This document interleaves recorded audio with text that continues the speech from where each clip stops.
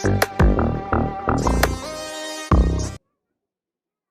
علیکم ورحمۃ اللہ وبرکاتہ۔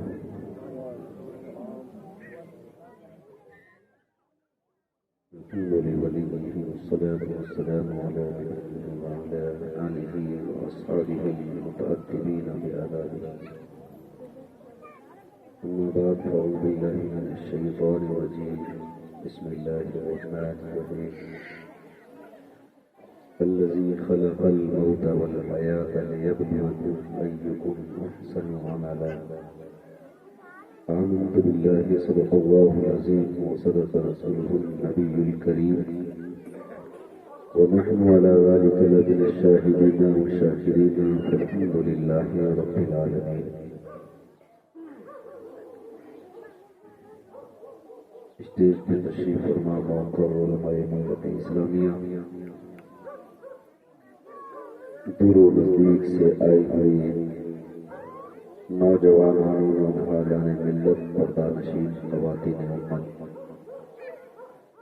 کچھ کہنے سننے سے پہلے آئیے ہم اور آپ انتہائی ادب و احترام کے ساتھ بارگاہ رسالت میں درود و سلام کا نذرانہ محبت پیش کر لیں۔ اللہم صلی علی سیدنا و مولانا محمد و آلہ و صحبہ بارک وسلم۔ صلاۃ و سلام علیک یا رسول اللہ۔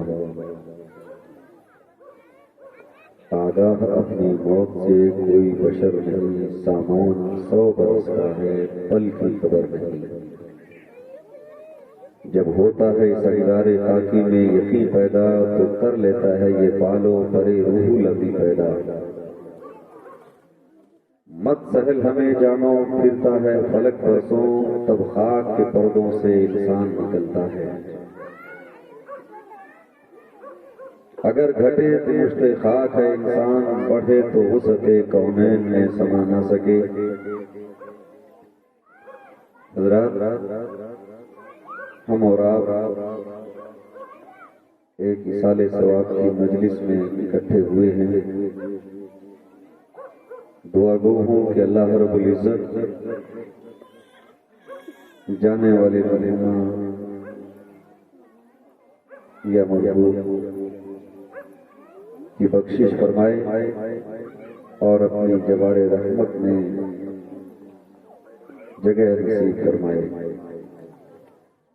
تمام تعریفیں اور ساری خوبیاں رب دو جہاں کے لیے، جس نے ہم سب کو ایک انسان اور ایک مسلمان کی حیثیت سے اس دھرتی کی پر بھیجا۔ درود و سلام رسول رحمت صلی اللہ علیہ وسلم کی بارگاہ میں، جن کے کردار و عمل کی روشنی میں اسلام جیسا مذہب مہذب 15ویں صدی ہجری اور 21ویں صدی عیسوی میں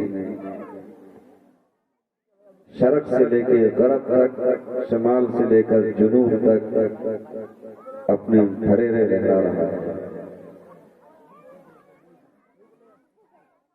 اللہ سے دعا ہے کہ پروردگار مجھے حق اور سچ بولنے اور اسلام کا پیغام آپ تک پہنچانے کی توفیق بخشے، اور آپ سب کو مجھے بھی اس پہ عمل کرنے کی مولا توفیق دے۔ ایک بار جی لگا کے درود شریف اور پڑھ لیجیے، بات کو آگے بڑھاؤں۔ اللہم صلی علی سیدنا مولانا محمد و آلہ و صحبہ بارک وسلم۔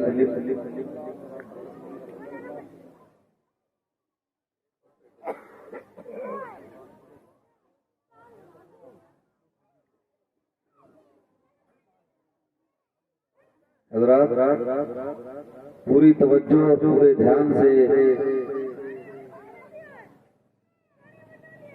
سنیں تاکہ کچھ چیزیں آپ تک پہنچاؤں۔ خطبے کے بعد میں نے قرآن کریم کی آیت کا جس حصے کی تلاوت کا شرف حاصل کیا، خداوند عالم ارشاد فرماتا ہے الذی خلق الموت والحیات لیبلوکم ایکم احسن عملا۔ رب نے موت اور حیات کو اس لیے پیدا کیا تاکہ دیکھے تم میں سے عمل کس کا اچھا ہے۔ انسان آج کے اس ترقی یافتہ دور میں جی رہا ہے، پوری بیداری اور زندہ دلی کا ثبوت دیں آپ۔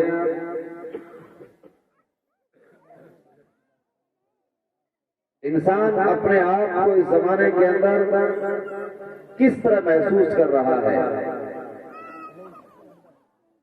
آج ہم مسلمان ہیں، ہماری زندگی کا مقصد کیا ہے؟ اس دنیا میں آنے کا کیا منشور اور کیا مقصد ہے؟ ایک انسان کوئی نہ کوئی مقصد لے کے جیتا ہے، مقصد لے کے چلتا پھرتا ہے۔ انسان ایک چھوٹی سی دکان کھولتا ہے نا، اس کا مقصد ہوتا ہے کہ مجھے کوئی نہ کوئی منافع ملے اور یہ کافی ٹائم تک رہے۔ کھیتی آپ کرتے ہو، آپ کا مقصد یہ ہوتا ہے کہ یہ بیج ہمارا فلوپ نہ ہو، اس سے اچھی فصل اگے اور اناج بہتر پیدا ہو، زیادہ پیدا ہو۔ اس کے لیے بہترین کھاد، بہترین دواؤں کا انتظام آپ کرتے ہو۔ کوئی پشو نہ کھا جائے، رات کے اندر رکھوالی کرتے ہو۔ یہ ساری چیزیں آپ کس لیے کر رہے ہو؟ ہماری کھیتی کامیاب ہو۔ بھیڑ بکری چرانے والے ایک بھیڑ کے چھوٹے سے بچے کو پروان اس لیے چڑھاتا ہے کہ بڑا ہو کر کے اس کا ہمیں بینیفٹ ملے گا، مادہ ہے تو یہ آگے جا کے بچہ دے گی جس سے ہمارا کاروبار بڑھے گا۔ ایک انسان بڑا بزنس کرتا ہے تو بڑے جگر گردے کے ساتھ اس پہ خرچ کرتا ہے۔ غرض یہ کہ انسان اپنی زندگی کو آگے بڑھانے کے لیے، اپنی زندگی کو کامیاب کرنے کے لیے منصوبے بناتا ہے۔ مقصد کیا ہوگا اس انسان کا؟ یہ ساری کی ساری چیزیں ہماری کامیاب ہو، کوئی فیکٹری بند نہ ہو جائے، دکان فیل نہ ہو جائے، ریوڑ مر نہ جائے، کھیتی فلوپ نہ ہو جائے، کوئی دوسرا کاروبار ٹھپ نہ ہو جائے۔ اس کے لیے ہر ممکنہ کوشش انسان کرتا ہے۔ حضرت موسیٰ علیہ السلام نے اللہ سے پوچھا، اے پروردگار، ان انسانوں کو پیدا کس نے کیا؟ حالانکہ معلوم ہے موسیٰ علیہ السلام کو، اور موسیٰ وہ نبی ہے جو کوہ طور پہ جا کے اللہ سے باتیں کرتے ہیں۔ اللہ سے ہم کلامی کا شرف جس نبی کو ہے، طور پہاڑ پر وہ حضرت موسیٰ علیہ السلام ہے۔ اللہ سے پوچھا، مولا یہ دنیا اور انسانوں کو پیدا کس نے کیا؟ اللہ نے کہا میں نے پیدا کیا۔ یا اللہ پھر تو ان کو مارتا کیوں ہے؟ مارتا بھی تو ہے؟ بولے ہاں، پیدا بھی میں کرتا ہوں ان کو اور موت بھی میں دیتا ہوں ان کو۔ تو موسیٰ علیہ السلام نے پوچھا، یا اللہ ان کو پیدا بھی کرنا ہے اور پھر مارتا بھی ہے تو ان کو؟ جب مارنا ہے تو مولا تو نے ان کو پیدا کیوں کیا؟ کیا ضرورت؟ ایک انسان، ایک عورت بچے کو جنم دیتی ہے، کتنی مشکلیں اٹھاتی ہے، وہ کتنی پریشانیوں کا سامنا کرنا پڑتا ہے، اور اس کے سامنے اس کے بیٹے کی اگر لاش آئے تو اس عورت سے پوچھو کیا گزارے گی۔ ایک باپ ہے، بچے کو بھوک کی تمازتوں کے تھپیڑے کھا کھا کے روزی لا کر کے اس کے بچے کے منہ میں لقمہ دے کے جوان کرتا ہے، کڑیل جوان ہوتا ہے۔ باپ کی آنکھوں کے سامنے اگر بیٹے نے دم توڑ دیا، اس باپ پہ کیا گزرے گی؟ تو موسیٰ نے اللہ سے پوچھا، یا اللہ پیدا تو کرتا ہے، مارتا بھی تو ہے، جب مارنا اس کو تو پیدا کیوں کرتا ہے؟ سوال موسیٰ نے اللہ سے کیا۔ ایک زمانہ گزرتا گیا، موسیٰ علیہ السلام نے کھیتی کی، اناج بیجے، بیج کی کونپلیں نکلی، فصل لہلہائی، کٹنے کا وقت آیا، موسیٰ علیہ السلام نے اپنی کھیتی کاٹ کے وہ کھیت کا اناج پودے سمیت اکٹھا کیا، جس کو آپ کے یہاں شاید لانا بولتے ہو یا اور کچھ بولتے ہیں، لانگا بولتے ہیں۔ وہ لانگا جب اکٹھا ہوا تو اللہ تعالیٰ نے موسیٰ علیہ السلام سے پوچھا، اے موسیٰ یہ کھیت کس نے بیجا تھا؟ کہا یا اللہ میں نے بیجا تھا۔ کاٹا کس نے ہے؟ کہا میں نے کاٹا ہے۔ کہ جب کاٹنا تھا، ختم کرنا تھا اس کو، تو بیجنے کی کیا ضرورت تھی؟ تو موسیٰ علیہ السلام نے کہا یا اللہ میں نے اس لیے کاٹا دیکھوں کہ میں نے جو لگایا ہے یہ پیڑ پودا، اس کا رزلٹ کیا ہے، یہ کیا پودا اگا ہے اور کیا چیز آئی ہے، یہ چیزیں کیا ہے، یہ سامنے جو دانے مجھے نظر آ رہے ہیں اس کے اندر، یہ دیکھو تو صحیح کیسے ہیں۔ تو اللہ نے کہا کہ موسیٰ یاد کرو اپنے سوال کو، میں نے ان بندوں کو پیدا کیا اور میں ان کو موت دے رہا ہوں، کس لیے؟ تاکہ دیکھوں کہ بھیجا تھا تب بہتر تھا یا آیا ہے تب بہتر ہے۔ الذی خلق الموت والحیات لیبلوکم ایکم احسن عملا، رب نے موت اور حیات کو اس لیے پیدا کیا تاکہ جانچے تم میں سے عمل کس کا اچھا ہے۔ اب ڈیوائڈ عمل کے حساب سے ہوگا، مرنا سب کو ہے، موت ایک متفق علیہ حقیقت ہے، کسی بھی مذہب اور کسی بھی عزم کے ماننے والے کو اس سے مفر اور انکار نہیں ہے، چاہے وہ نمبردار ہو، چاہے چودھری ہو، چاہے وہ انسان وقت کا سرمایہ دار ہو، جاگیردار ہو، چاہے فٹ پاتھ پہ مانگنے والا بھکاری ہو، لیکن موت سب کو آئے گی۔ حیرت الہ آبادی نے کہا تھا آگاہ اپنی موت سے کوئی بشر نہیں، سامان 100 برس کا ہے پل کی خبر نہیں، موت سب کو آئے گی۔ اگر انسان مرنا چاہے گا تب بھی مرے گا اور نہ مرنا چاہے گا تب بھی مرے گا، فیصلہ آپ کو کرنا ہے، اچھی موت چاہیے یا بری موت چاہیے۔ قرآن کریم میں دونوں پس منظر کو بڑے اچھے طریقے سے بیان کیا گیا ہے، پس منظر بھی قرآن بیان کرتا ہے، پیش منظر بھی بیان کرتا ہے۔ الذین تتوفاہم الملائکۃ طیبین یقولون سلام علیکم، رب فرماتا ہے کہ جو انسان پاک صاف رہتے ہیں، پاک صاف کا مطلب صرف یہ نہیں ہے کہ انسان ظاہری کپڑے اچھے پہن لے، سفید پوش نیل دے کر کے اور قریب جما کے پرہیز سے اچھے پہن لے تو پاک صاف ہوگا، نہیں۔ قرآن صرف اتنے تک محدود نہیں رکھتا ہے، قرآن کہتا ہے جس طرح کپڑا صاف کرتے ہو اپنے جسم کو بھی صاف رکھو، جس طرح جسم کو صاف رکھتے ہو اپنے من کو بھی صاف رکھو۔ قرآن کہتا ہے قد افلح من تزکا وذکر اسم ربہ فصلی، کامیاب وہ انسان ہے جس نے اپنے من کو صاف کر لیا اور رب کی رضا کے لیے نماز قائم کی۔ من کو صاف کرنا ضروری ہے، اور جب اس طرح کے پاک صاف لوگ جب مرتے ہیں، میں بہت آسمانی خطابت سے نیچے اتر کر اور آپ کے لہجے میں اور آپ تک بات پہنچانے کی کوشش کروں گا، دل دماغ بیدار رکھنا۔ رب تعالیٰ فرماتا ہے کہ فرشتے جب پاک صاف انسان کی روح نکالنے آتے ہیں تو فرشتے پاک صاف انسان کو پہلے سلام کرتے ہیں، اس کے بعد اس کی روح نکالتے ہیں۔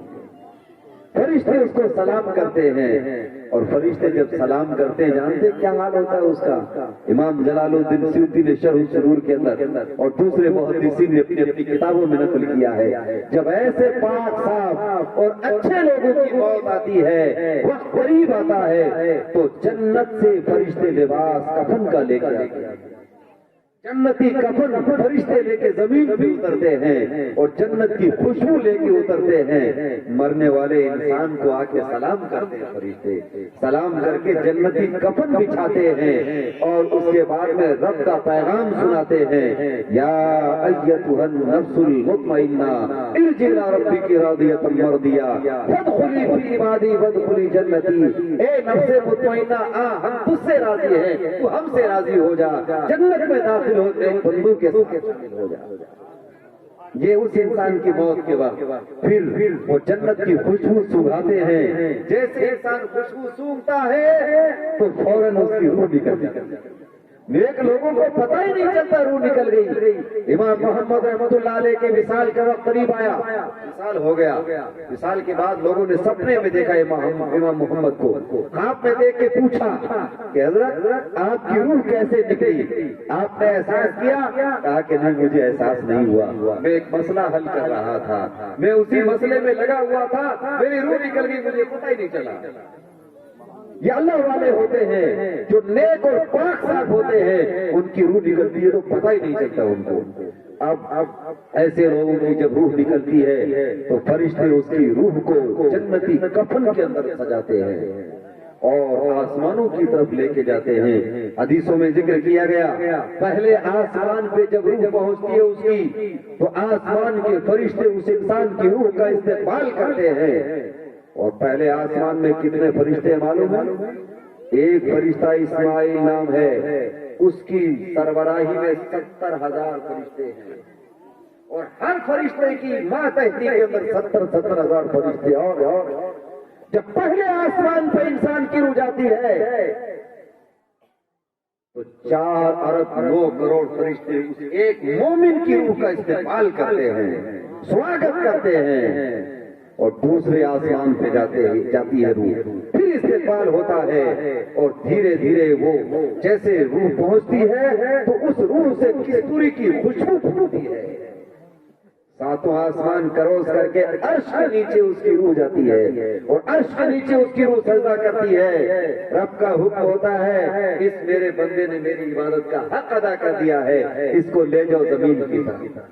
یہ آخری سجدہ ہوتا ہے کامل ایمان والے کا, تو آخری سجدہ عرش کے نیچے ہوتا ہے. اب اس کی روح نیچے آتی ہے اور اس کے اہل و اقارب اس کو نہلا رہے ہوتے ہیں, کفنا رہے ہوتے ہیں. تو فرشتے اس روح سے پوچھتے ہیں, دیکھو تمہارے تذکرے کیسے ہوتے ہیں. لوگ کہتے ہیں کہ بہت اچھا آدمی ہے. حدیث پاک میں آتا ہے کہ جب ایک نیک انسان, ایک اللہ والے کا انتقال جب ہوتا ہے تو 40 دن تک آسمان بھی روتا ہے اس کی محبت میں, اور زمین بھی روتی ہے.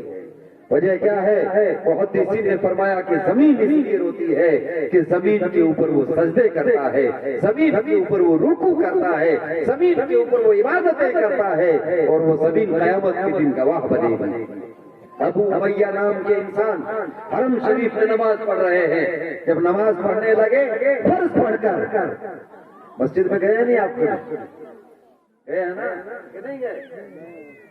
ہم لوگ کبھی جاتے ہیں مسجد میں, ویسے کبھی کبھی جانا ہوتا ہے مسجد میں, جایا کریں, شعور پیدا کریں. آج ہم نے مسجدوں میں جانا چھوڑ دیا ہے تو دوسرے لوگوں نے مسجدوں کو ڈھانا. یہ المیہ ہے. آج کس موڑ پہ ہم کھڑے ہیں مسلمانوں؟ چوٹ کی بات ضرور ہو سکتا ہے ایک دو, لیکن یہ کڑوا کھوٹ ہے جس کو پینے کی کوشش کیجیے گا. آج ہماری قوم کا المیہ, مسجد ہماری ویران. ڈاکٹر اقبال نے کہا تھا کہ مسجد مرثیہ خواہ ہے کہ نمازی نہ رہے, یعنی وہ صاحب اوصاف حجازی نہ رہے. مسجد تو بنا دی شب بھر میں ایما کی حرارت والوں نے, من اپنا پرانا پاپی ہے کہ برسوں میں نمازی بن نہ سکا. کیا خوب میر فیصل کو سنوسی نے پیغام دیا کہ تو نام و نسب کا حجازی تو ہے, دل کا حجازی بن نہ سکا.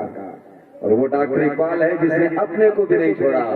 اقبال بڑا اپدیشک ہے, من باتوں میں موہ لیتا ہے, تو کردار کا راضی تو بنا کردار کا راضی بن نہ سکا. تو مسجد ہماری ویران ہے. تو مسجد میں گئے ہوں گے, کبھی فرض پڑھا ہوگا یا پڑھتے ہوئے دیکھا ہوگا. ایک انسان نماز پڑھ لیتا ہے فرض امام کے پیچھے, اس کے بعد سب توڑتا ہے, دوسری جگہ سنت پڑھتا ہے, پھر وتر تیسری جگہ جا کے پڑھتا ہے, پھر نوافل دوسری جگہ جا کے پڑھتا ہے. اس طرح جگہ بدل کے پڑھتا ہے. حرم شریف میں ابو امیہ نماز پڑھ رہے ہیں, جگہ چینج. ایک آدمی نے پوچھا کہ حضرت یہی پڑھ لی ہوتی, آپ جگہ چینج کر رہے ہیں؟ یہاں فرض پڑھا آپ یہاں سنت پڑھ رہے ہیں, یہاں دوسری نمازیں پڑھیں گے, جگہ چینج کیوں کر رہے ہیں؟ علماء سے بھی پوچھا جاتا ہوگا کہ جگہ چینج کرنے کی وجہ کیا ہے. اکثر پوچھتے ہیں لوگ, کیونکہ لوگ مسئلے زیادہ پوچھتے ہیں لیکن دھیان نماز کی طرف نہیں ہے, مسالے کی طرف دھیان زیادہ ہوتا ہے. مسئلے کی طرف دھیان کم. پوچھتے ہیں مولوی صاحب کو آتا ہے کہ نہیں, ہمارے امام صاحب کو اس کا سوال کا جواب آتا ہے کہ نہیں؟ یوٹیوب کا دور ہے، مسئلہ کسی سے سرچ کیا، سنا یوٹیوب میں، مولوی کو تنگ کریں آج، فون لگایا مولانا صاحب یہ مسئلہ، اس کا جواب کیا ہوگا؟ اگر اس نیت سے آپ مسئلہ پوچھو گے تو اس طرح کا مسئلہ پوچھنا ناجائز ہے، گنہگار ہوتا ہے انسان۔ حضور نے پوچھا کہ بے تک یہ سوال مت کیا کرو۔ قوم بنی اسرائیل کے اوپر اللہ کی طرف سے سختی اسی وجہ سے آئی تھی کہ وہ بے تک سوال کرنے لگے تھے، اور بے تک سوال کرنے سے انسان کی خود کی بول بھی کھل جاتی ہے۔ ایک انسان حضور سے سوال کرنے لگا کہ حضور میرا باپ کون ہے؟ بتاؤ یہ بات بتا نہیں، میرا باپ کون ہے؟ بے تک سوال ہونے لگے۔ حضور نے کہا بخاری میں ہے یہ، سلونی اما شئتم، جو چاہو آج پوچھ لو، میں کھڑا کھڑا تمہیں سوال کرتا ہوں۔ تو ایک انسان تھا، اس نے کہا من ابھی میرا باپ کون ہے؟ حضور نے کہا ابو کا حذیفہ، تیرا باپ حذیفہ ہے۔ صحیح ہے، کوئی دقت نہیں ہے، جس کے نام سے فیمس ہے وہی ہے تیرا باپ۔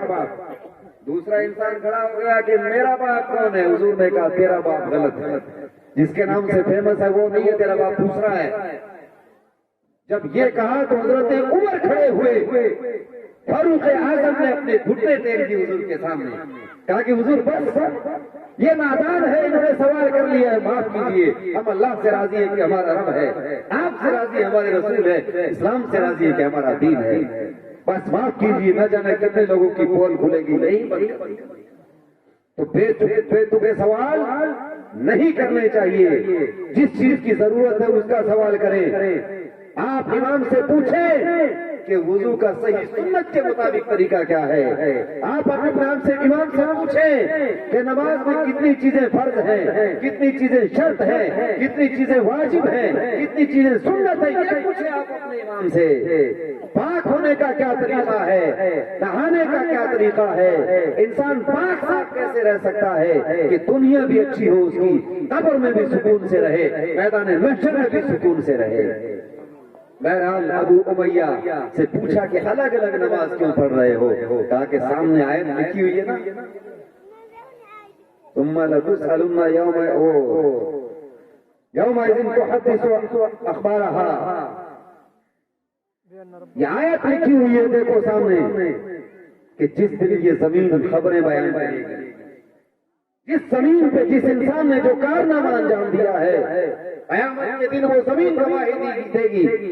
اگر کسی انسان نے کسی دھرتی کے اوپر شراب پی ہے تو وہ دھرتی قیامت کے دن گواہی دے گی کہ میرے اوپر اس نے شراب پی ہے۔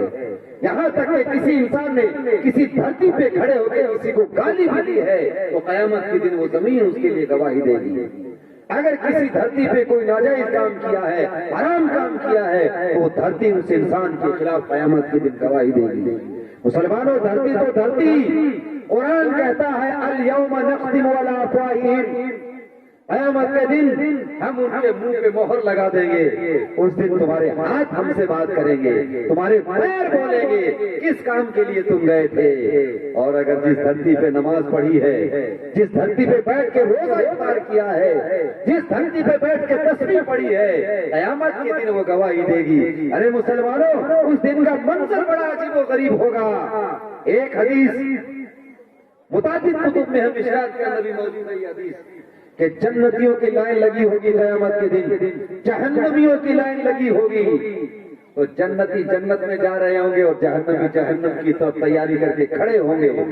جب جنتی جا رہے ہوں گے تو ایک انسان جہنمیوں کی لائن سے منہ نکال کر اور جنتیوں کی طرف جھانک کے دیکھے گا اور کہے گا انا الذی سقیتک شربۃ، اے جنتی تو جنت میں جا رہا ہے، میں وہ انسان ہوں جس نے تجھے پانی پلایا تھا دنیا کے اندر، مجھے آج اس کا بدلہ دے۔ وہ جنتی انسان وہاں کھڑا ہو جائے، رک جائے گا، اللہ کا حکم ہوگا کہ تیرا تو ویریفیکیشن ہو چکا ہے، جنت میں جاتے کیوں نہیں؟ تو وہ کہے گا کہ یا اللہ یہ اس انسان نے روک لیا ہے، یہ جہنم کی طرف جا رہا ہے، مجھے جنت کی طرف جانے کا حکم ہے۔ تو کہا کہ اس کا اور تیرا کیا معاملہ ہے؟ اللہ سے وہ عرض کرے گا یا اللہ یہ کہہ رہا میں نے تجھے پانی پلایا تھا اور تو مجھے آج بدلا دے۔ اللہ فرمائے گا پانی پلایا؟ اس نے کہا ہاں یا اللہ پانی پلایا۔ بولے لے جا جنت میں لے جاؤ. وہ ایک انسان دنیا میں پانی پلانے والا، جنتی کو پانی پلانے والا انسان جنت میں جائے گا. دوسرا انسان پھر اس کا حوصلہ بلند ہوگا جہنمیوں کی سب سے. وہ کہے گا ایک کا کام بن گیا، اپنے بھی پیچھے کیوں رہے، موقع ہے. وہ حضرت کہے گا کہ اگر لذی آتا ہے تو وضو، میں نے آپ کو جناب وضو کے لیے پانی دیا تھا، آپ نے وضو کیا ہے، نماز پڑھی ہے، جنت میں جا رہے ہو، اور میں وضو کرانے والا انسان جہنم میں جا رہا ہوں. میرے لیے بھی تو کچھ ہونا چاہیے، میرا بھی بدلہ چاہیے. اور دوسرا جب رکے گا اللہ کہے گا کیا معاملہ ہے، یہ اللہ سے عرض کرے گا یا اللہ اس نے وضو کے لیے پانی دیا تھا، آج یہ بدلہ مانگ رہا ہے. تو اللہ فرمائے گا اچھا تجھے اس نے وضو کروایا؟ بولے ہاں مولا اس نے وضو کروایا تھا. بولے چلو اس کو بھی. ایسے ایسے فیصلے ہوں گے.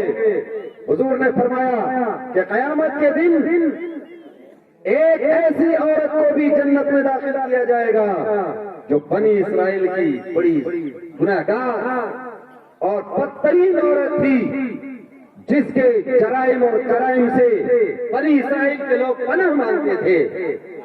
عمل کیا تھا اس کا؟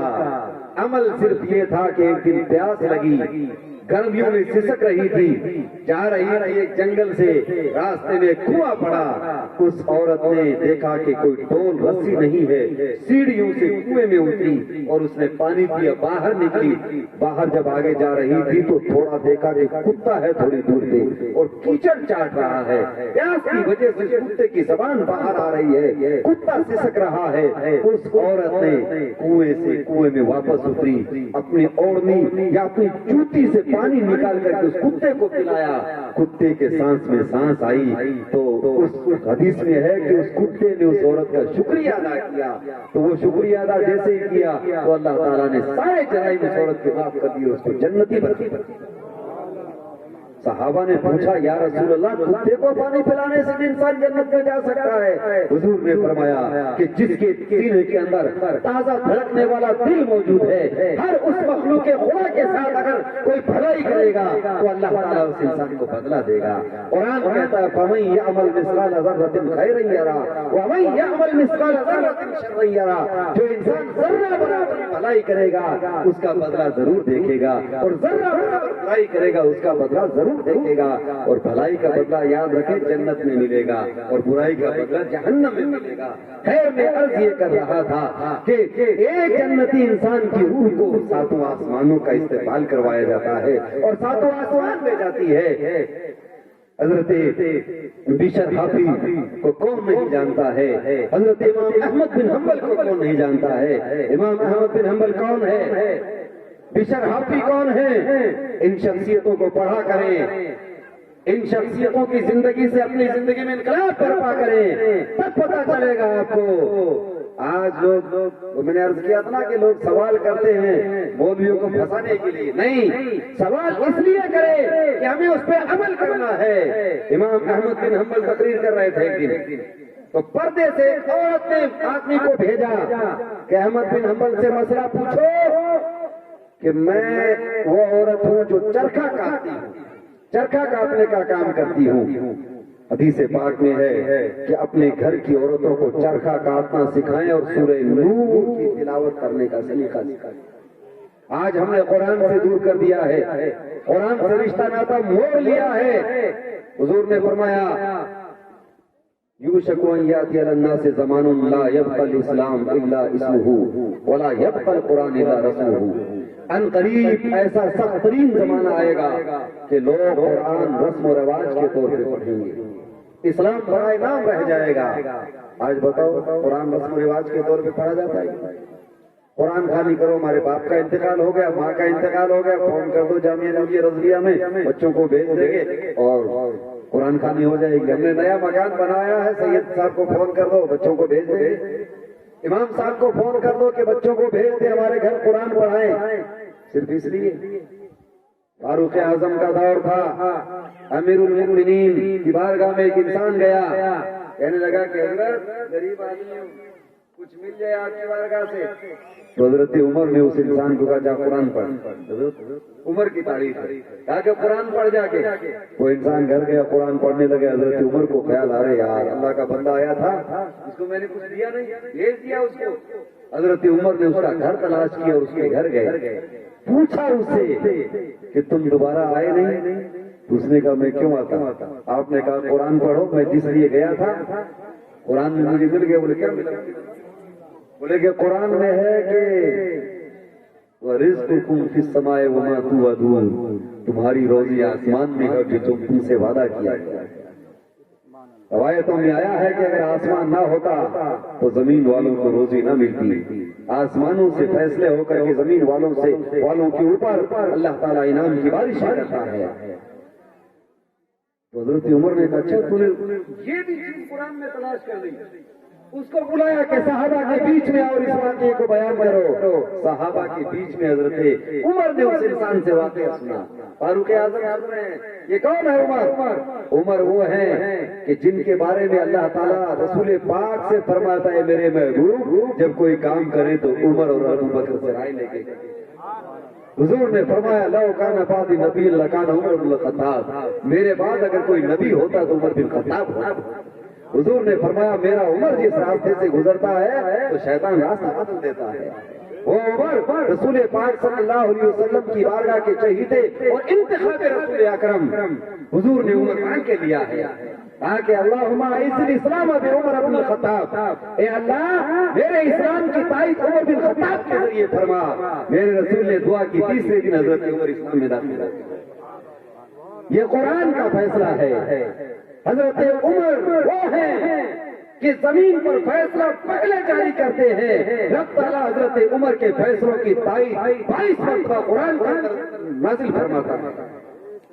فاروق اعظم کی وہ ہستی ہے، لوگ ان شخصیتوں کی تاریخ بھول گئے ہیں۔ یاد رکھیں جب بھارت آزاد ہوا تھا تو کلکتہ کی سرزمین پر ایک لیڈر نے کہا تھا اے لوگو اگر بھارت کو تم سونے کی چڑیا بنانا چاہتے ہو پھر اور بھارت کا عروج چاہتے ہو تو ہندوستان پر وہ حکومت کرو جو پروفیٹ آف اسلام حضرت محمد عربی کے خلیفہ دوم حضرت عمر بن الخطاب نے کیا۔ فاروق اعظم مدینے کی سرزمین سے اٹھے ہیں تو فاروق اعظم نے اسلام کو سسلی تک ملا دیا ہے، مصر سے لے کے ایران تک ایک کر دیا ہے، 36 لاکھ مربع میل پہ حکومت کا پھیلاؤ لگا دیا۔ جب حج کرنے کے لیے جا رہے ہیں حضرت مقام زجنان میں ایک سوکھے ہوئے کیکر کا درخت کا تنا پکڑ کے رونے لگے۔ لوگوں نے کہا اے عمر آج رونے کی کیا بات ہے، آج تو بہار ہے، آج تو آپ کے چرچے ہیں۔ فاروق اعظم نے کہا رو اس لیے رہا ہوں جب میں اس دھرتی کے اوپر اسی جنگل کے اندر اونٹ چلاتا تھا اپنے باپ خطاب کے تو 2 اونٹوں کو لے کے آتا تھا 3 چلے جاتے، 3 کو لے کے آتا 2 چلے جاتے تھے، 5 یا 10 اونٹوں کو ایک لائن میں کھڑا نہیں کر سکتا۔ اسی ٹیکر کے نیچے میرا باپ خطاب مجھے مارتا تھا، کہا کہ تجھے اونٹ چلانے کا سلیقہ نہیں آیا۔ اور آج جب رسول پاک کی زندگی کے ساتھ ہم نے اپنی زندگی کا کنیکشن کیا ہے تو 36 لاکھ مربع میل کے لوگ میرے اشاروں پہ گھوم رہے ہیں۔ جب تک ٹکے نہ تھے کوئی پوچھتا نہ تھا، تو نے خرید کے مجھے انمول کر دیا۔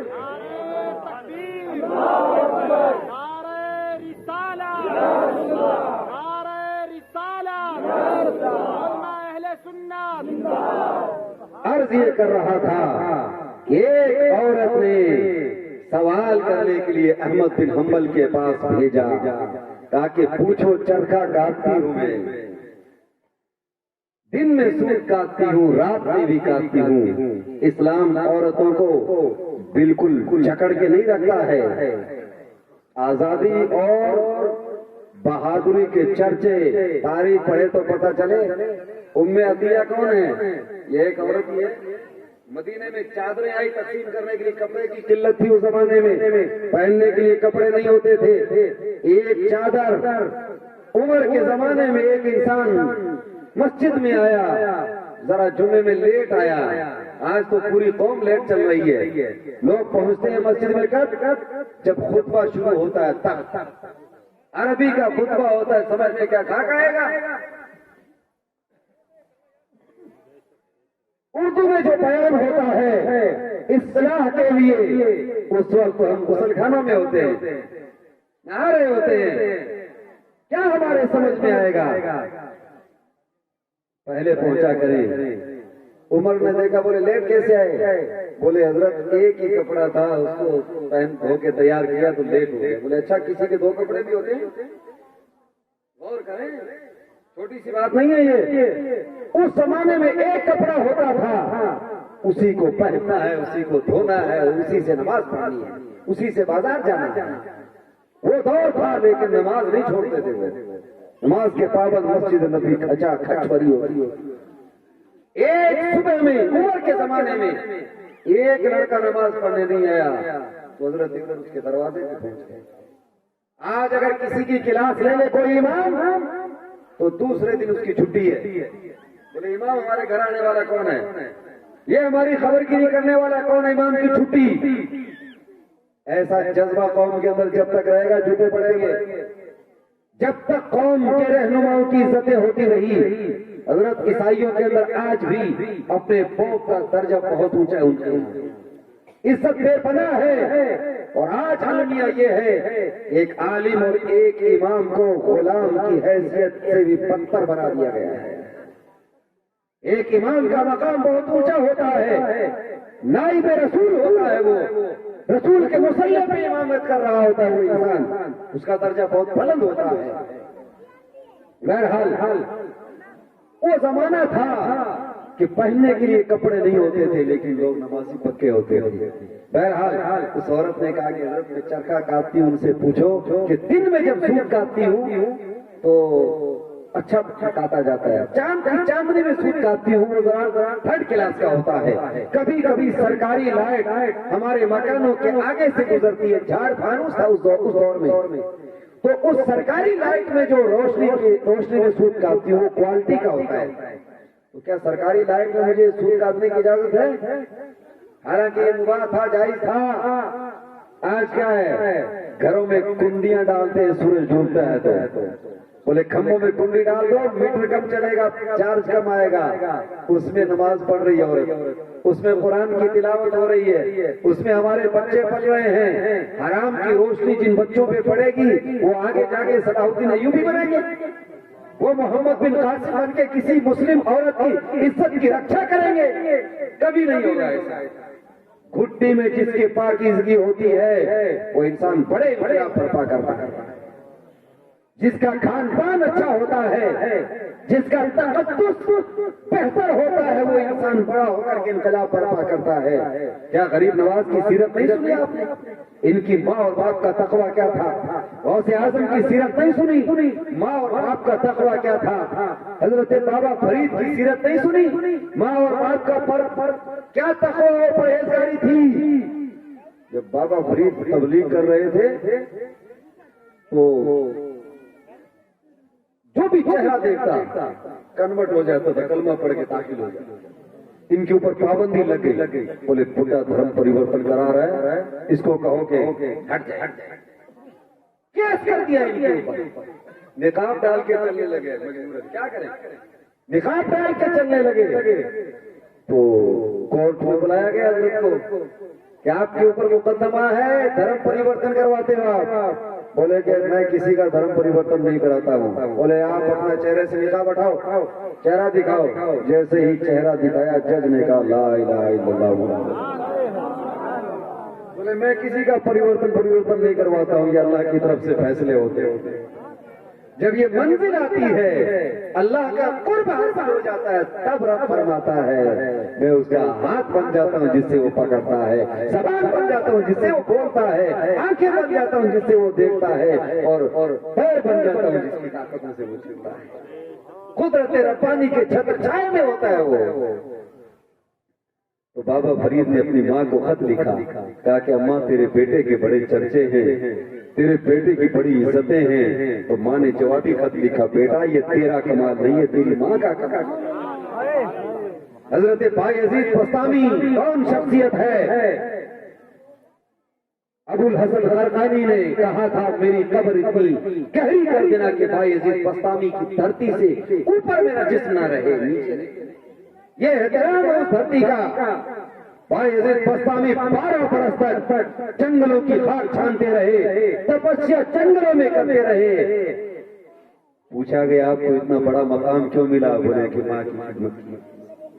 ایک عورت اگر تقدس کے ساتھ رہے بہت اونچا مقام ہے. 12 برس میں وہ مقام نہیں ملا جو ایک گھڑی ماں کی خدمت کرنے سے ملا. یہ مقام بایزید بسطامی جیسی شخصیت کون ہے؟ بایزید. میں اس پہ زیادہ تبصرہ نہیں کر رہا. بہرحال اس عورت نے مسئلہ پوچھا حضرت امام احمد بن حنبل سے. کہا کہ میں سود اس طرح کاٹتی ہوں. تو اس عورت کے بارے میں حضرت امام احمد بن حنبل نے کہا کہ اس سے پوچھو کس خاندان کی ہے، پریوار کون سا ہے. اس نے کہا خاندان پوچھ رہے ہیں. بولے حضرت سے جا کے کہو کہ جو مسئلہ پوچھتا ہے اس کی ذات برادری نہیں پوچھی جاتی ہے. کوئی مفتی نہیں پوچھتا ذات برادری. سوال آیا، یہ مسئلہ ہے، جواب دے دیا، بات ختم. آپ سوال پوچھ رہے ہیں، جواب دینے سے پہلے ذات برادری پوچھتے ہیں. کہا کہ یہ مسئلہ کوئی عام عورت نہیں پوچھ سکتی، یہ گھرانے کی عورت ہو رہی ہے. کہا کہ حضرت سے کہو میں بشر حافی کی بہن ہوں. اور بشر حافی کون ہے؟ وہ عظیم شخصیت ہے بشر حافی کہ جن کا مقام رب کی بارگاہ میں کیا علماء سے سنا ہوگا. جس راستے سے گزرتے ہیں جانور بھی اس راستے کا احترام کرتے ہیں. بشر حافی کو لوگوں نے سپنے میں دیکھا کہ موتیوں سے کھیل رہے ہیں. ارے موتیوں سے کھیل رہے بشر حافی. مثال ہو چکا ہے. لوگوں نے کہا کیا وجہ ہے؟ وجہ یہ تھی کہ امام احمد بن حنبل کی پشت پہ کوڑے لگ رہے تھے. اس وقت مصر سے خط آیا امام شافعی کا. امام شافعی نے خط لکھا کہ احمد، اللہ رب العزت نے آپ کو بڑا اونچا مقام دیا ہے. رسول پاک میرے خواب میں تشریف لائے اور پیغمبر نے کہا کہ احمد کو خط لکھو کہ اپنے مسئلے پہ استقامت کے ساتھ رہیں، اپنے مسئلے پر قائم رہیں. استقامت کا یہ پیغام احمد تک پہنچا دو کہ ان کا بڑا درجہ اللہ کی بارگاہ میں. جب وصال ہو گیا تو لوگوں نے حضرت بشر حافی سے پوچھا کہ آپ موتی سے کیوں کھیل رہے ہیں؟ کہا کہ رات احمد بن حنبل کی روح آسمانوں میں آئی تھی. رب نے فرشتوں سے کہا اے فرشتوں، میرے احمد کی روح آ رہی ہے، تم میرے احمد کے اوپر موتیوں کی برکھا کر دو. موتی جب فرشتوں نے نچھاور کیا تو ایک موتی میں اٹھا لیا. اس لیے مسلمانوں عمل ایسا ہو کہ دھرتی میں بھی چرچے ہوں، آسمانوں میں بھی چرچے ہوں. اگر آپ چاہتے ہیں، میں نے کہا تھا آپ کو کہ ایک مومن کامل کا آخری سجدہ عرش کے نیچے ہوتا ہے. آپ اگر جیتی دنیا کے اندر عرش کے نیچے اگر سجدہ کرنا چاہتے ہیں تو ایک فارمولا دینا چاہ رہا ہوں، ذہن میں رکھنا، چاہے عورت ہو چاہے مرد، سب اس کو ذہن میں رکھیں. حدیث پاک میں ہے، شعب الایمان میں امام بہقی نے نقل کیا ہے، دوسرے محدثین کے حوالے دیے جا سکتے ہیں. روایت بیان کی ہے کہ جب مومن نماز یہ رات کے اندر سوتا ہے اور وضو کر کے باوضو اگر سو جائے تو اس کی روح جسم سے نکلتی ہے، مرتا نہیں ہے، وہ باقی رہے گا، کنیکٹڈ رہے گا جسم سے. اس کی روح کو اتنا پاور مل جاتا ہے، اتنی طاقت مل جاتی ہے کہ اس کی روح ساتوں آسمان کروس کر کے عرش کے نیچے سجدہ کر کے آتی ہے. اگر آپ چاہیں کہ آپ کی روح بھی عرش کے نیچے جائے اور سجدہ کر کے آئے تو روزانہ اللہ تعالیٰ نے آپ کو یہ آفر بھیجا ہے کہ آپ وضو کر کے سوئیں. باوضو اگر سوئیں گے تو آپ کی روح آسمانوں تک جائے گی اور عرش کے نیچے جا کے سجدہ کر کے آئے گی.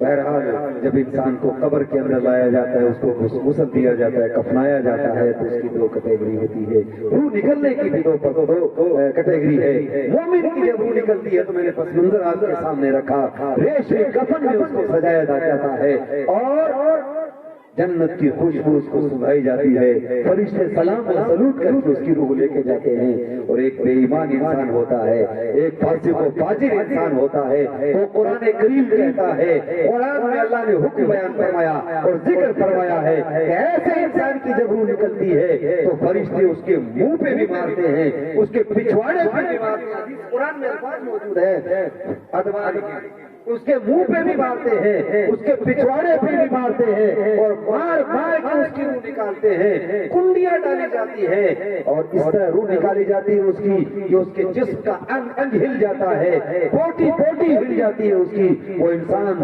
حدیث میں آیا ہے کہ اگر اپنے کنٹرول میں رہے، اتنا خوف زدہ ماحول ہوتا ہے، وہ انسان لوگوں پہ حملہ کر دے، لیکن بھاگ کیوں نہیں سکتا؟ بھاگ اس لیے نہیں سکتا کہ 500 فرشتے اس انسان کی روح نکالنے کے ٹائم اس کو جکڑ لیتے ہیں، اس کی گرفت میں ہوتا ہے اور اس کی سختی کے ساتھ روح نکالی جاتی ہے اور اس کی روح سے بدبو بکھرتی ہے۔ فرشتے کہتے ہیں اس کو کہاں سے لے جائے، لعنت ہوتی ہے۔ تو فرشتوں کی دعائیں چاہیے، فرشتوں کی لعنت چاہیے؟ روحانیت ایسی ہو کہ فرشتے تمہارے لیے دعا کریں، فرشتے استقبال کریں، خوش ہوں۔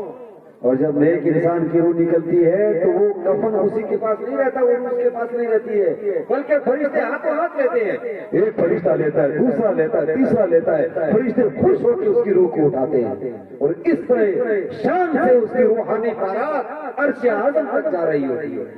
اس لیے مسلمانوں رب کہتا ہے الذی خلق الموت والحیات لیبلوکم ایکم احسن عملا۔ رب نے موت اور حیات کو اس لیے پیدا کیا تاکہ دیکھے تم میں سے عمل کی دنیا بہتر ہونی چاہیے۔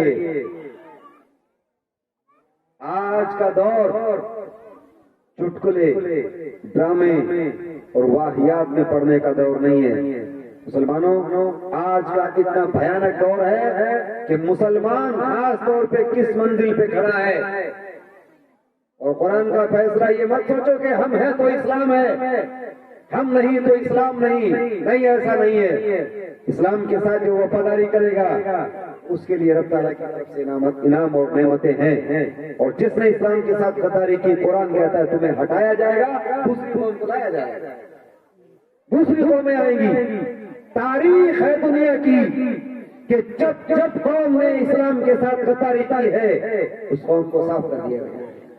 اسپین کی تاریخ حضرت ہزاروں سال کی تاریخ ہے، صدیوں مسلمانوں نے حکومت کی ہے، اسپین خالی ہو گیا، مسجد گرجا گھر اور میوزیم میں تبدیل ہو گئی۔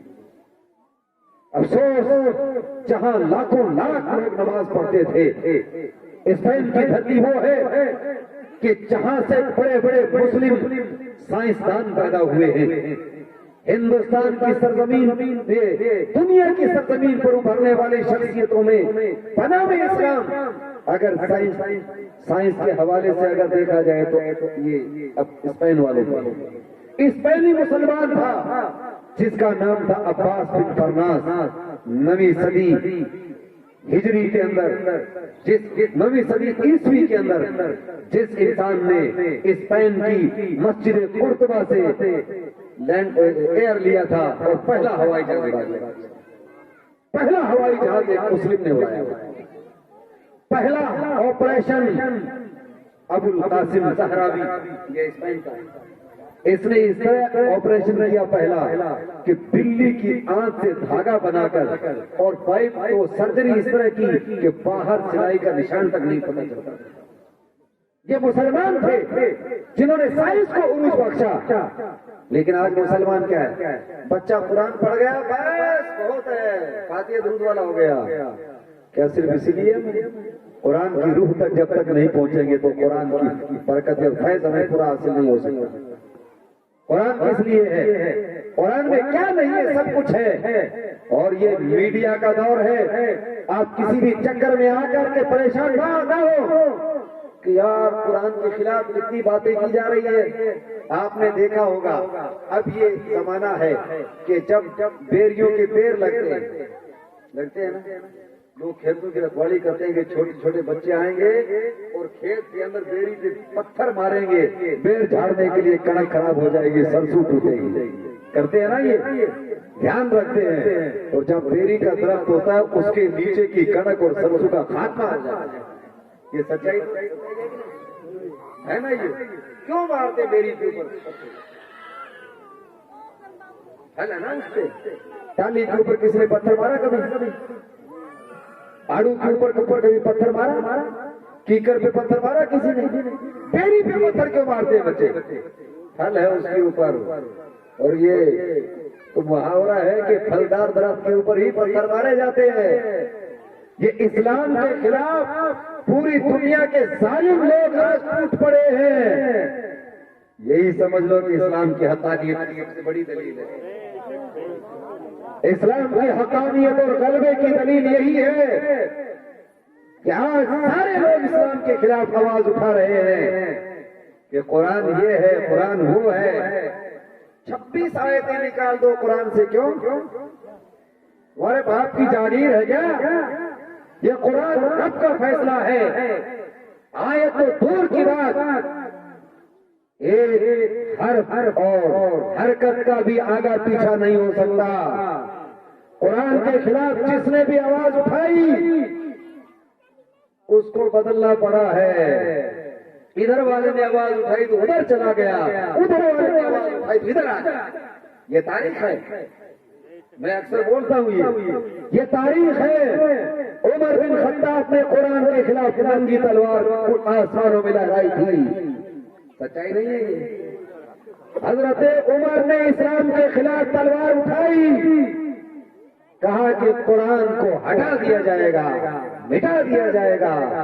لیکن جب قرآن کے نغمے کانوں میں گونجے تو عمر کے دل کی دنیا بدل گئی اور کلیجے کا پتا پانی ہو گیا.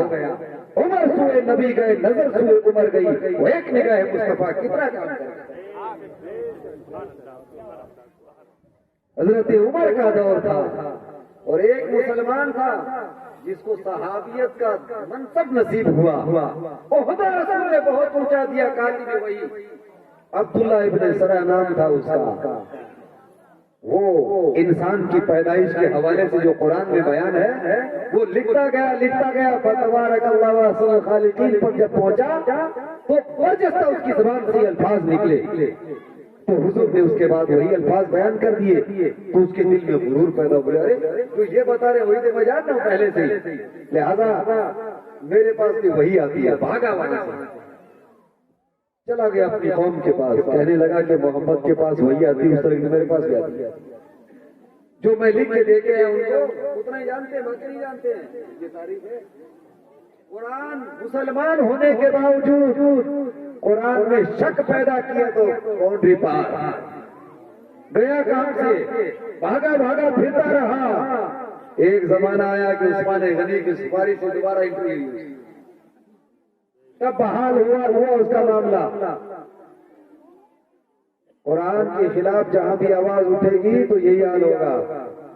ادھر والا اٹھائے گا تو ادھر.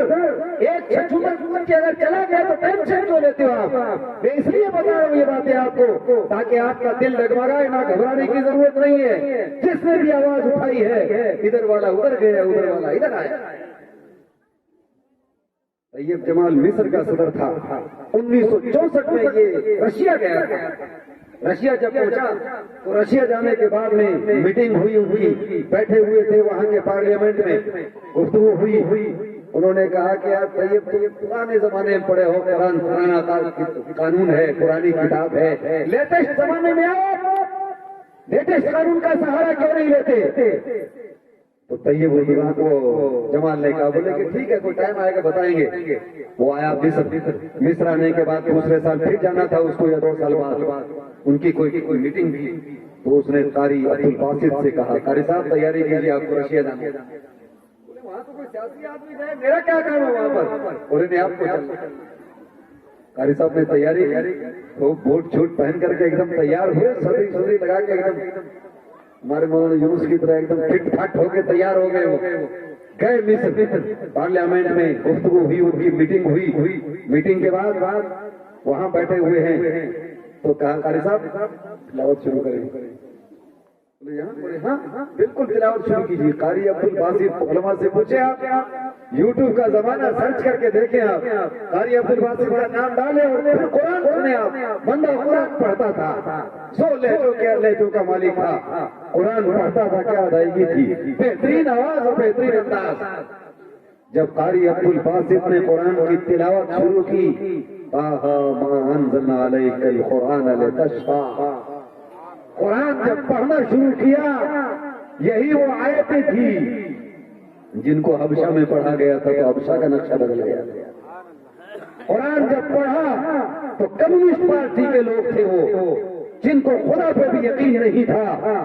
جب قرآن سنتے رہے تو قرآن دلوں پر حکومت کرتا ہے. ان کی آنکھوں سے آنسو جاری ہونے لگے. بعد میں طیب جمال نے کہا کیا ہوا کیوں رو رہے ہو؟ بولے سمجھ میں تو کچھ نہیں آیا ہے، مگر جو پڑھنے کا انداز ہے اور جو یہ پڑھ رہے ہیں وہ کلام ایسا لگتا ہے کہ اس جہان کا حقیقت مانی نہیں جاتی، حقیقت اپنے آپ کو منوا لیتی ہے۔ اس لیے مسلمانوں قرآن پڑھا کرو، پڑھے ہوئے نہیں ہو تو جو قرآن پڑھا وہ اس کے پاس جا کے قرآن سنا کرو۔ الذی خلق الموت والحیات لیبلوکم ایکم احسن عملا۔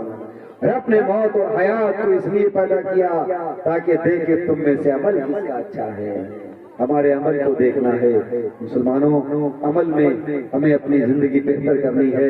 نماز بہترین طریقے سے پڑھیں، روزے رکھیں، زکوٰۃ دیں، صدقات و خیرات کریں اور اپنی روحانیت کے لیے بہت کچھ کرنے کی ضرورت ہے۔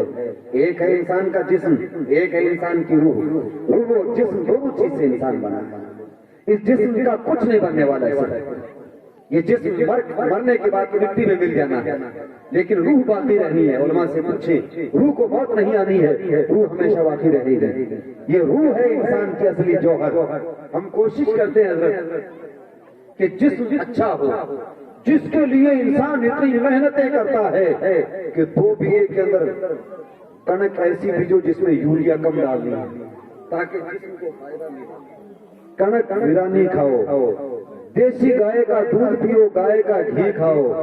سردی آتی ہے تو انسان میتھی کے لڈو بناتا ہے، دال کے لڈو بناتا ہے، کوئی تیلوں کے لڈو بناتا ہے، کوئی بکرے جما کے کھاتا ہے۔ سردی آتی ہے، گرمی آتی ہے تو اس کے لیے الگ الگ جوس پیتا ہے۔ کس لیے؟ انسان کا جسم توانا اور تندرست ہو، فٹ رہے، طاقتور ہو۔ اس کے لیے جم بنے ہوئے ہیں، ہیلتھ بنے ہوئے ہیں۔ انسان بڑی محنتیں کرتا ہے۔ یہ سارے کے سارے جوخم انسان کس لیے اٹھاتا ہے؟ صرف جسم کی پرورش کے لیے، جسم کو بچانے کے لیے۔ تو مسلمانوں، کبھی آپ نے اپنے روح کو بچانے کے لیے بھی غور کیا؟ روح کو بچانے کی بھی کوشش کی آپ نے؟ روح کو طاقت دینے کے لیے کوشش کی؟ اگر کی ہوتی روح کو بچانے کی کوشش، روحانیت کا جلوہ کچھ اور ہوتا۔ روح کی جو کوشش کرتا ہے، روح کی پرورش کرتا ہے، اس کی زندگی کچھ اور ہوتی ہے۔ روح کی پرورش کیسے ہوتی ہے؟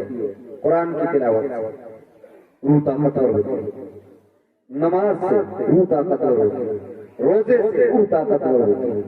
حضور حافظ ملت جلالت العلم کا فیصلہ تھا کہ جسمانی ورزش جسم کو طاقت دیتی ہے اور تہجد انسان کی روح کو طاقت۔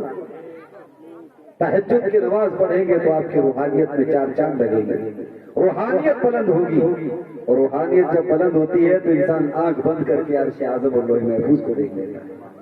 روحانیت جب بلند ہوتی ہے تو انسان فیصلے کرتا ہے۔ میں آپ کے سامنے بس 1-2 چیزیں پیش کر کے بات کو منزل اختتام تک پہنچاؤں۔ روحانیت جب طاقتور ہوتی ہے، مجدد الفسانی کا مزار ہے کہاں پر؟ سرہم شریف کے اندر مجدد الفسانی کا مزار ہے۔ ان کے بچے پڑھ رہے تھے ملا طاہر لاہوری کے پاس۔ طاہر لاہوری کا عقیدہ تھا گڑبڑ۔ آج وہ سوچتے ہیں، بولے ارے یار کچھ نہیں ہے، قرآن ہی تو پڑھانا ہے، ان کے پاس پڑھا دو۔ ارے یار کیا ہوتا ہے، رشتہ دار ہے ہمارا۔ ارے جو نبی کا نہیں ہے وہ ہمارا کہاں سے ہوگا؟ ہم نے کلمہ نبی کا پڑھا، رشتہ داروں کا نہیں پڑھا ہے۔ رشتہ دار رسول کا ابو لہب نہیں تھا، سگا چچا تھا حضور کا۔ اوہ صفا سے جب حضور نے نبوت اور رسالت کا اعلان کیا تھا تو سب سے پہلی آواز ابو لہب نے اٹھائی تھی، سب سے پہلی آواز۔ اور اس کی مذمت میں اللہ تعالیٰ نے قرآن میں پوری سورت اتاری ہے، اور دردناک اور دردناک موت ہوئی ہے اس کی اور اس کی گھر والی، اور نتیجہ یہ ہوا کہ نام و نشان مٹ گئے۔ اور وفاداری کی تو حال یہ ہوا کہ صہیب روم سے آ رہے ہیں، حضرت بلال حبشہ سے آ رہے ہیں، فتح مکہ ہو رہا ہے۔ فتح مکہ کے دن حضور نے کسی قریشی کو کعبہ پہ نہیں چڑھایا۔ فتح مکہ کے دن حضور نے اپنے خاندان کے کسی انسان کو کعبہ پہ نہیں چڑھایا۔ کعبہ پہ حضور نے فتح مکہ کے دن بلال حبشی کو چڑھایا۔ یہاں اپنے اور بیگانے نہیں دیکھے جاتے، بلکہ یہاں دین و ایمان کا کنیکٹڈ کتنا ہے اور کتنا رشتہ مضبوط ہے وہ دیکھا جاتا ہے۔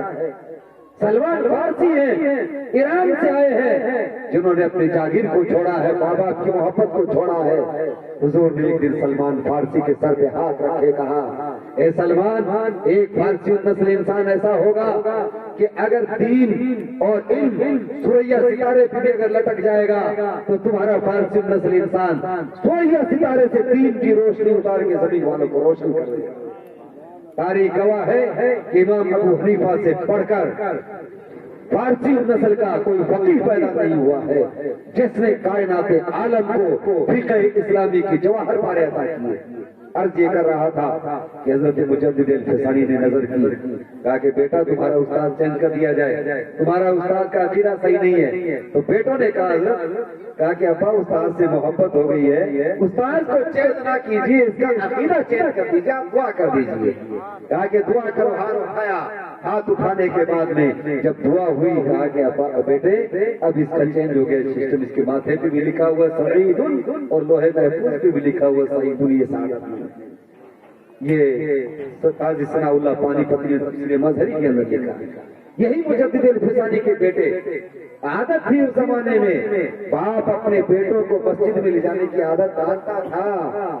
جس گھر میں باپ نمازی ہوگا تو بیٹا بھی وضو کرنے کا سلیقہ جانے گا، ماں نمازی ہوگی تو بیٹی بھی نماز پڑھنے کا سلیقہ جانے گی۔ اور جس گھر میں نہ باپ نمازی، نہ بیٹا نمازی، نہ دادا نمازی، سارے کے سارے بے نمازی ہیں، اس گھر میں کہاں سے کوئی صلاح الدین ایوبی یا کوئی ہیرا اسلام کا پیدا ہوگا؟ پاکیزہ ماؤں کی کوکھ سے بڑے بچے جنم لیتے ہیں جو انقلاب برپا کرتے ہیں۔ حضرت اپنے بچوں کو مسجد میں لے گئے، مسجد میں لے آ کے دروازے پہ چھوڑ دیا، کیونکہ چھوٹے بچوں کو مسجد میں اندر نہیں لے جانا ہوتا ہے، جو شعور پکڑتے ہیں ان کو لے جایا جاتا ہے، لیکن عادت ڈالنے کے لیے مسجد کے دروازے تک۔ حضرت بڑا عجیب و غریب معاملہ ہوا، جیسے امام نے سلام پھیرا تو مجدد الفسانی چونکہ تھے نا، وہ روحانیت کے تاجدار تھے، ان کو پتہ چل گیا کہ مسجد کے دروازے پہ کچھ ہو گیا، کچھ گھٹنا گھٹ گئی ہے یا بڑھنی بڑھ گئی ہے۔ گھٹنا بھی گھٹتی ہے کہ بڑھنی بھی بڑھتی ہے۔ مجدد صاحب نے سلام پھیرا، مختصر دعا کی، بیٹوں کو دیکھا، بیٹوں نے چپلوں کے ڈھیر لگا رکھے ہیں، دو ڈھیر الگ الگ، ادھر ایک ڈھیر لگا رکھے ہیں، ایک ڈھیر ادھر چپلوں کا۔ بیٹے سے باپ نے پوچھا، بیٹو یہ کیا منظر ہے، کیا معاملہ ہے؟ کہا کہ ابا یہ جنتیوں کی چپلیں ہیں، یہ جہنمیوں کی چپلیں ہیں۔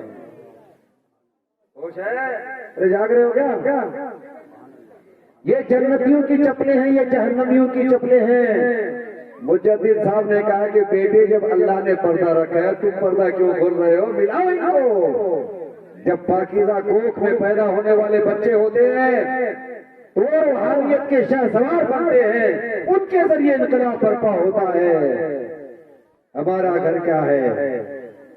نماز بے نمازی گھر کے اندر، شرابی گھر کے اندر، جواری گھر کے اندر، زناکار گھر کے اندر، ہر طرح کی برائی کرنے والے یہ تاجدار مدینہ کا احسان ہے، ورنہ سب کی پول کھل گئی ہوتی۔ بنی اسرائیل میں کوئی اگر چور کر کے آتا تو گھر میں گھستا، صبح گیٹ کے لوگ آتے ہیں تو پتا چل جاتا یہ چوری کر کے آیا ہے، جو گناہ کر کے آیا ہے۔ آج مسجدوں کے اندر ہماری مسجد ویران ہے، نماز نہیں پڑھ سکتے۔ میں بس آخری بات عرض کروں، حضرت یونس علیہ السلام وقت کے نبی و پیغمبر ہیں۔ حضرت یونس علیہ السلام مچھلی کے پیٹ میں گئے، پورا واقعہ میں بیان نہیں کر رہا۔ مچھلی کے پیٹ میں جب گئے تو حضرت یونس علیہ السلام مچھلی کے پیٹ میں ہیں، محسوس کیا شاید میری موت ہو رہی ہے، مچھلی کے پیٹ میں ہے کہ شاید میری موت ہو رہی ہے۔ اور 3 اندھیرے ہیں، رات کا اندھیرا، مچھلی کے پیٹ کا اندھیرا اور سمندر کا اندھیرا۔ 3 اندھیروں میں یونس علیہ السلام مچھلی کے پیٹ میں۔ اور مچھلی یا مگرمچھ ایسا جانور ہے کہ اگر پیٹ میں ایک جانور زندہ اگر چلا گیا، اس نے منہ بند کر لیا، ہاتھوں ہاتھ اس کا انتقال ہو جاتا ہے۔ مچھلی اتنی بڑی، حضرت یونس علیہ السلام مچھلی کے پیٹ میں۔ اللہ نے حکم دیا ہے مچھلی یونس علیہ السلام کے لیے تیرا پیٹ قید خانہ ہے، ان کے لیے غذا نہیں بنا سکتی۔ یونس علیہ السلام 40 دن مچھلی کے پیٹ میں رہے۔ تو مچھلی کے پیٹ میں جیسے کہ انہوں نے محسوس کیا شاید میں مر رہا ہوں، موت ہو، انہوں نے اپنا پیر سیدھا کیا، سیدھا ہو گیا؟ اللہ کا شکر ہے کہ میں زندہ ہوں. انہوں نے مچھلی کے پیٹ میں نماز کی نیت باندھ لی اور اللہ سے کہا یا اللہ ایسی جگہ مسجد بنا رہا ہوں جہاں پہ میرے علاوہ کوئی مسجد نہیں بنائے گا. اس جگہ جا کر کے نماز پڑھ کے ثابت کر دیا کہ کسی مصیبت میں ہو کسی پریشانی میں ہو نماز معاف نہیں. اگر انسان سفر میں ہے تو 4 رکعت والی 2 پڑھ سکتا ہے, گھر میں ہے تو 4 رکعت. اگر پانی نہیں ہے تیمم کر سکتا ہے, یا پانی ہے استعمال کرنے پہ قدرت نہیں ہے تیمم کر سکتا ہے. ایک کنڈیشن اور بھی ہے کہ اگر انسان کے دونوں ہاتھ کٹ گئے, دونوں پیر کٹ گئے, چہرہ زخمی ہو گیا ہے, وضو میں فرض ہی 4 ہے. ہاتھ کٹ گئے ایک فرض غائب, پیر کٹ گئے دوسرا فرض غائب, چہرے سے پورے سے بہ رہا ہے تیسرا فرض غائب. مسا کسے کہتے ہیں؟ گیلا ہاتھ سر پہ پھیرنا, ہاتھ ہی نہیں پھیرے گا کیا؟ چاروں فرض گئے. ایسی کنڈیشن میں بھی اگر کوئی انسان ہے نماز اس پہ بھی معاف نہیں ہے, بغیر وضو اور بغیر تیمم کی نماز. کہاں ہیں آپ؟ کس منزل میں ہیں؟ کھیت میں ہیں تو کھیت میں نماز پڑھیں. بخاری میں حدیث پاک ہے جو الارض کلہ مسجدا وطہورا, میرے لیے پوری روئے زمین مسجد بنا دی گئی ہے اور پاک کرنے والی بنا دی گئی. اگر پانی نہیں ہے زمین پہ ہاتھ مار کے تیمم کر کے نماز پڑھیں. اور امتیوں کا معاملہ تھا کہ مخصوص جگہ تھی عبادت کی, حضور نے فرمایا پوری روئے زمین میرے لیے سجدہ گاہ بنا دی گئی. مزاج کیا ملا؟ یہ حدیث اشارہ کر رہی ہے سجدے کرتے جاؤ گے زمین تمہارے قدموں میں سمٹتی جائے گی, سجدوں کو چھوڑتے جاؤ گے تو زمین تم سے چھینی جاتی رہے گی. اس لیے مسلمانوں وقت کافی ہو چکا ہے اور دعا کا وقت بھی قریب ہے. میں نے کافی ٹائم لے لیا ہے. چند باتیں آپ سے عرض کی ہے. اگر آپ کے حاشیے ذہن میں یا دل دماغ کے دریچوں میں کہیں جگہ مل جائے تو ان باتوں کو تنہائی میں جا کے سوچنا اور غور کرنا کہ ہم نے جو زندگی بتائی ہے 50 سال 40 سال ان میں کیا کمایا اور کیا کھویا ہے. محاسبہ کرنا. ایک انسان اندر سے نظامیہ پڑھاتے ہیں, مجانی ایک کتاب عربی میں, ابھی میں بچے کو پڑھا رہا تھا, اس مجانی کے اندر ایک واقعہ کوٹ کیا گیا. ایک آدمی تھا, اس آدمی نے غور کیا, بولے ارے میں 60 سال کا ہو گیا, بس آخری بات اس پہ بات ختم, میں 60 سال کا ہو گیا. اور انسان کو جوانی اور بچپن سے گزر جاتا پتہ نہیں چلتا, 55 کروس کرنے کے بعد میں پھر ہوش آتا ہے, ارے اب کیا ہوگا, اب تو موت قریب ہے. 60 سال کا ہوا, ارے میری 60 سال کی عمر ہو گئی. اس نے دنوں کی کاؤنٹنگ کرنی شروع کی. بولے کہ 60 سال میں, ایک سال میں 365 دن ہوتے ہیں, تو 60 سال میں کتنے ہو گئے؟ 365 انٹو 21,000. باقی میں 21,900 دن کا ہو گیا.